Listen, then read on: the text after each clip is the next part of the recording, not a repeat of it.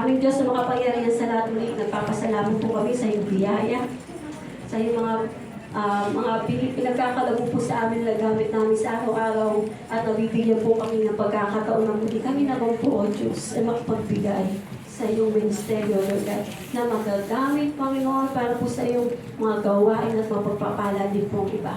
Salamat po sa pagkakataon ito. Ito po yung pagkakaloob namin, O Lord God, na buong puso, with willingness, O Lord God, na may pananampalataya, pagsunod. Haluin mo naman po yung lahat ng magpilikom.